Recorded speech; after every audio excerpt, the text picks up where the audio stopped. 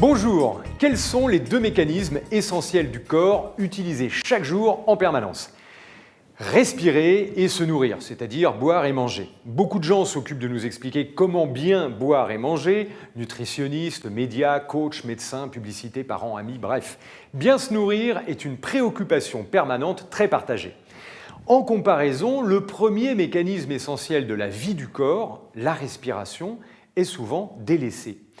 Bien respirer, ce n'est pas seulement inspirer et expirer, c'est avoir le masque du visage en ouverture, le cou porteur bien planté dans le corps, une cage thoracique déployée, une colonne dorsale tenue, une ceinture abdominale tonique, une circulation d'énergie fluide. La respiration est un ensemble de choses. On parle d'appareil respiratoire, de voie respiratoire. En théâtre, en danse, en sport, en chant, en course automobile, au tir, dans l'escalade, la plongée, pour l'accouchement, pour parler en public, dans tellement de circonstances, finalement, la première chose que l'on demande, c'est de bien respirer. Une bonne respiration apporte une fluidité intérieure primordiale dans notre dynamique corporelle. C'est la clé d'une bonne maîtrise de soi. Si on se tient un peu voûté en avant au quotidien, on comprime le diaphragme, cela influe sur tout notre corps et même la tonalité de la voix. Le hoquet, c'est une bulle d'air coincée sur la route de l'appareil digestif due à une mauvaise respiration, quand on mange trop vite par exemple. Le rire est une respiration, caractéristique de la nature de chacun. Le sommeil a sa respiration. C'est finalement, quand on y pense le moins, en dormant, qu'on a la respiration la plus naturelle par le ventre. Le trou de mémoire du comédien s'explique physiquement. Une projection de voix mal gérée, une seconde d'apnée, à bout de souffle, le premier centre atteint dans le cerveau, c'est la mémoire vive. L'immédiat du moment présent, donc le texte de l'acteur. C'est le premier et dernier acte de la vie, du cri du nouveau-né lorsque ses poumons se déploient, jusqu'au fameux dernier souffle. Voltaire disait joliment « J'ai décidé d'être heureux car c'est bon pour la santé ». Le sourire et le rire sont au cœur de l'émotion heureuse. Et ce n'est sûrement pas un hasard si l'on respire mieux en souriant qu'en faisant la gueule. Le visage est en dilatation, le corps s'ouvre et s'oxygène davantage.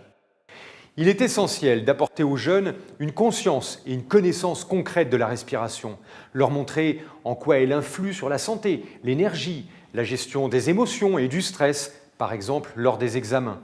De nombreuses initiatives sont développées dans l'enseignement depuis une dizaine d'années, mais sur un sujet aussi important, on peut approfondir l'apprentissage, impliquer de façon plus large, plus coordonnée. Par exemple, mettre en place au collège, entre la 6e et la 3e, un programme d'exercices simples, efficaces, pour apprendre par la pratique les rudiments d'une bonne respiration. Ce programme de modules rapides serait dispensé durant les cours de sport et les cours de musique, en application des cours de SVT, car ce sujet primordial permet de créer des passerelles entre les matières. C'est intéressant. Il y a du rythme dans le sport, du corporel dans la musique quand je la danse, et des sensations dans l'intelligence quand je comprends avec mes sens. Il est pertinent d'optimiser cet apprentissage entre 12 et 15 ans, à l'âge où les jeunes finalisent leur croissance, avec une voix qui mue, un corps qui se modèle, qui ne demande qu'à s'épanouir. C'est aussi l'âge de la fragilité devant la cigarette.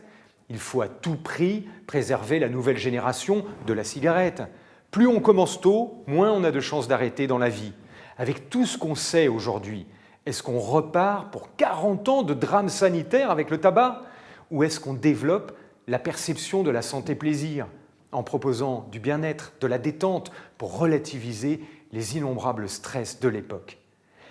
Parlons-en! Échangeons les bonnes pratiques, encourageons. Les résultats viendront renforcer le travail effectué sur le savoir-vivre en collectivité.